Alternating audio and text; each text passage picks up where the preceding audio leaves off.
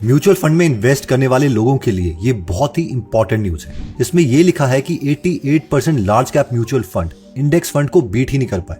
मतलब अगर हमने इंडेक्स फंड में इन्वेस्ट किया है तो हम 88% IIM वाले हाईली क्वालिफाइड लोग जो म्यूचुअल फंड मैनेज करते हैं उन्हें हरा सकते थे।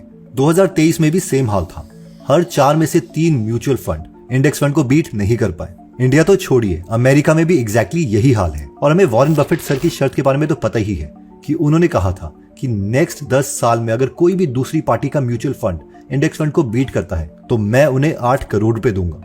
और जब इंडेक्स फंड के साथ इन 5 म्यूचुअल फंड की शर्त लगी तो एक भी actively managed mutual fund index fund को बीट नहीं कर पाया था। अब इसे एक कंक्लूजन तो क्लियर है कि भाई साहब चुपचाप से ही इंडेक्स फंड में पैसे लगा दो, बाकियों में क्यों लगाने। और साथ में हमें यह भी पता है कि अगर हम किसी RD में अगर पैसे किश्तों में इन्वेस्ट करते हैं जिसमें हमें 2.5 से 8.5% मिलते हैं, तो अगर हम 20,000 रुपए 20 सालों के लिए इन्वेस्ट करें तो उसकी टोटल वैल्यू 1 करोड़ 18 लाख के आसपास बैठेगी। लेकिन अगर हम SIP के थ्रू इंडेक्स फंड में इन्वेस्ट करते तो 12% के हिसाब से ये पैसा ऑलमोस्ट डबल होता, यानी 2 करोड़ रुपए के आसपास। लेकिन जस्ट इमेजिन कीजिए कि क्या होगा अगर हम इस 12% को 16% तक खींच पाए, तो ये पैसा RD के मुकाबले ऑलमोस्ट 3 गुना होगा। इसका मतलब है कि ये जो एक्स्ट्रा हमें 3 से 4% मिल रहा है वो लंबे समय में बहुत बहुत मैटर करेगा। तो सवाल ये है कि RD से 8% से 12% कैसे जाना है, वो तो हमें पता है इंडेक्स फंड के थ्रू। लेकिन 12% को 16% तक कैसे खींचा जाए, इन शॉर्ट इंडेक्स फंड को बीट कैसे किया जाए। अब आप बोलेंगे कि यार अभी तो हमने देखा कि इंडेक्स फंड को तो IIM से पढ़े ग्रेजुएट्स भी बीट नहीं कर पा रहे, तो हम कहां से बीट करेंगे। लेकिन इंडेक्स फंड को बीट किया जा सकता है और वो है खुद इंडेक्स फंड्स की मदद से। इससे पहले कि मैं 3 मेथड शेयर करूं जिससे हम इंडेक्स फंड को बीट कर सकते हैं, हमें यह समझना पड़ेगा कि म्यूचुअल फंड हमारे पैसे एक्चुअल में इन्वेस्ट कैसे करते हैं। देखिए इसे ऐसे समझिए कि लेट्स से अगर आपने 3 तारीख को SIP स्टार्ट करी तो म्यूचुअल फंड वाले आपके हर 3 तारीख को जितने भी पैसे होंगे उसे मार्केट में इन्वेस्ट कर देंगे। लेकिन बात यह है कि हर 3 तारीख बराबर नहीं थी।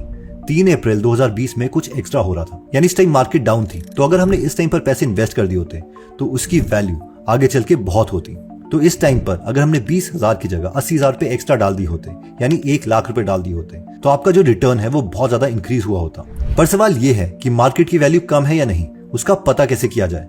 तो इसके लिए हमारे पास 3 स्ट्रैटेजी है, जिसमें सबसे पहली स्ट्रैटेजी आती है RSI स्ट्रैटेजी, यानी रिलेटिव स्ट्रेंथ इंडेक्स स्ट्रैटेजी। देखिए इस स्ट्रैटेजी के लिए हमें सबसे पहले ट्रेडिंग व्यू वेबसाइट पर आना है। उसके बाद हमें यहाँ पर क्लिक करके निफ्टी 50 इंडेक्स स्टार्ट करना है। मैं अज्यूम कर रहा हूं कि आप निफ्टी 50 में ही इन्वेस्ट करे हो। स्टेप 3 में हमें यहाँ पर आकर मंथ सिलेक्ट करना है क्योंकि हम लॉन्ग टर्म इन्वेस्टर हैं। उसके बाद इंडिकेटर में हमें RSI सिलेक्ट करना है, यानी रिलेटिव स्ट्रेंथ इंडेक्स, जिससे ये चार्ट आपको स्क्रीन की बॉटम में दिखने लग जाएगा। उसके बाद हमें RSI की सेटिंग्स में आना है और RSI की लेंथ 2 सिलेक्ट करनी है। देखिए RSI क्या होता है कि वो नॉर्मली 0 से लेके 100 तक वेरी करता है और नॉर्मल ट्रेडिंग कन्वेंशन के अकॉर्डिंग हमें 30 और 70 में बाइंग और सेल सिग्नल मिलते हैं। लेकिन इस पर्टिकुलर स्ट्रैटेजी में हमें सिर्फ उस मंथ की SIP को इंक्रीज करना है जब इसकी वैल्यू 10 से भी कम हो। फॉर एग्जाम्पल हम यहाँ पर देख सकते हैं कि यहाँ पर इसकी वैल्यू 9.96, 9.3, 8.71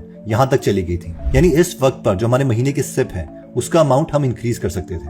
वैसे ही अगर हम यहाँ पर देखें तो यहाँ पर भी 9.33, 8.71 तक इसकी वैल्यू गई थी और यहाँ पर भी हम अपने SIP के अमाउंट में पैसे ज्यादा डाल सकते थे। अगेन सेम चीज जून 2022 के आसपास भी हुई है, जहां पर इसकी वैल्यू 9.33 के आसपास गई। इन शॉर्ट नॉर्मल SIP के साथ साथ जब भी मार्केट में डिप आ रहा है उस वक्त हम उसी इंडेक्स फंड में ज्यादा पैसे इन्वेस्ट कर रहे हैं ताकि हमें ज्यादा यूनिट्स मिले और जो हमें एवरेज रिटर्न मिल रहा है 12% के आसपास उसे आगे खिसका सके। मार्केट में डिप को पता लगाने का दूसरा तरीका है वॉरेन बफेट इंडिकेटर, जो कि खुद वॉरेन बफेट सर ने दिया है। इसके लिए हम गुरु फोकस वेबसाइट में आ सकते हैं और यहाँ पर देख सकते हैं कि इस वक्त मार्केट सस्ती है या महंगी। तो वॉरेन बफेट के इंडिकेटर के अकॉर्डिंग हमें मार्केट कैप को GDP से डिवाइड करना पड़ता है और अगर इसका रेशियो 64% से कम आता है, यानी 0.64 से कम आता है, तो उस वक्त पर मार्केट बहुत ही सस्ती है और इस वक्त पर हम अपनी SIP तो चलने देंगे लेकिन एक एक्स्ट्रा अमाउंट इसमें इन्वेस्ट कर देंगे। अगर ये वैल्यू 82% और 100 के बीच में है तो मार्केट फेयर वैल्यू है, यानी नॉर्मल SIP चलने देंगे। और ये वैल्यू अगर 100% से ज्यादा है तो भी हम SIP के अलावा बाकी पैसे अभी इसमें इन्वेस्ट नहीं करेंगे। तो ये जो वेबसाइट है गुरु फोकस, ये लाइव अपडेट होती है और इसके अकॉर्डिंग अभी जो रेशियो चल रहा है वो है 97.71% और अभी मार्केट फेयर वैल्यूड है, यानी जो नॉर्मल SIP है वो हम चलने देंगे। इसी वेबसाइट में हम देख सकते हैं कि वॉरेन बफेट इंडिकेटर को और एक्यूरेट करने के लिए इन्होंने डिनोमिनेटर में कुछ चेंज किया है। यानी रेशियो का जो फॉर्मूला है वो लिया है total market cap divided by GDP plus total assets of central bank, और उसके अकॉर्डिंग अभी मार्केट सस्ती है या महंगी वो हमें इससे पता चलेगा। लेकिन इस फॉर्मूले के अकॉर्डिंग भी अगर अभी हम देखते हैं तो मार्केट फेयर वैल्यूड है, यानी हम सिप में एक्स्ट्रा अमाउंट अभी नहीं डालेंगे। डिप को पता करने के लिए तीसरा तरीका आता है पीई रेशियो। तो नॉर्मली पीई रेशियो जो है वो मार्केट के सेंटिमेंट को बताता है।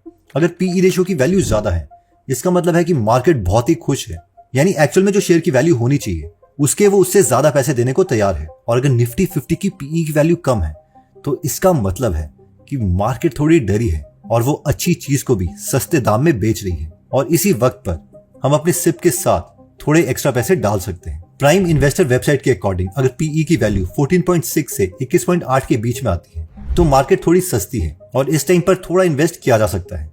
और अगर पीई की वैल्यू 28.34 से 36.4 या उससे ज्यादा है तो मार्केट महंगी है, यानी नॉर्मल सिप चलने दीजिए, कुछ एक्स्ट्रा इन्वेस्ट मत कीजिए। इसके बीच के रेशियो में भी हमें इन्वेस्ट नहीं करना है। इसी इंफॉर्मेशन को यहाँ पर इस चार्ट में भी दिखाया गया है, जिसमें डार्क ग्रीन का मतलब है कि यस मार्केट सस्ती है, इसमें ज्यादा इन्वेस्ट किया जा सकता है, और डार्क पर्पल का मतलब है कि मार्केट इस वक्त बहुत महंगी है, इसमें अभी ज्यादा इन्वेस्ट मत कीजिए। अगर हम मई महीने की भी बात करें 2024 की तो इस वक्त पर जो वैल्यू है वो 21.61 है, यानी इस इंडिकेटर के अकॉर्डिंग मार्केट हल्की सी सस्ती है और इसमें थोड़े पैसे इन्वेस्ट किए जा सकते हैं।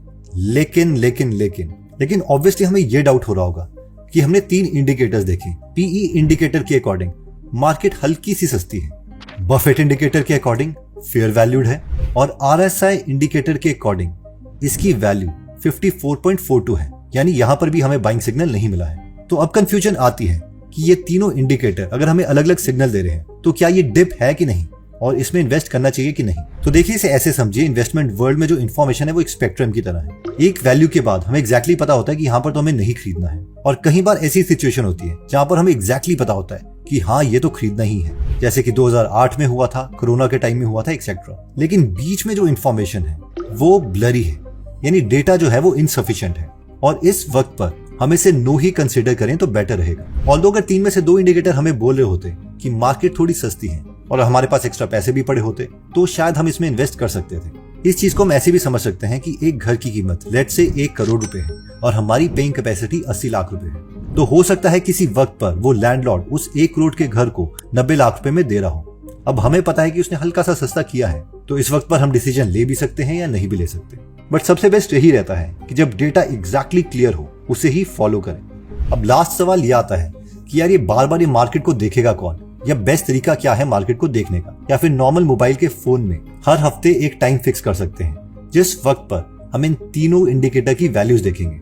दूसरा तरीका थोड़ा पेड है जिसमें हम ट्रेडिंग व्यू या फिर स्क्रीनर की प्रीमियम मेंबरशिप ले सकते हैं। तो जो भी आपको तरीका लगता है आप उसे यूज कर सकते हैं। तो आई होप ये जो तीनों इंडिकेटर हैं वो आपको मदद करेंगे एक बेटर इन्वेस्टर बनने के लिए। इंडेक्स फंड और इन्वेस्टिंग के ऊपर बहुत सी बुक लिखी जा चुकी है, जैसे कि little book on common sense investing, beating the street, one upon the wall street etcetera. Personal finance पे ये सारी बुक समरी आप गूगल ऐप में सुन सकते हैं, जहाँ पर 250 से ज्यादा बुक समरीज हिंदी में फ्री में अवेलेबल है, और हर हफ्ते हम इसमें एक फ्री बुक समरी ऐड करते हैं। तो आप इसे जरूर चेकआउट कीजिए। आई नो ये आपको बहुत हेल्प करेगा, और मुझे ये भी पता है कि एक बार इसको सुनने के बाद आप इसे अपने फैमिली मेंबर के साथ भी जरूर शेयर करेंगे। तो मिलते हैं नेक्स्ट वीडियो में। लव यू ऑल, जय हिंद।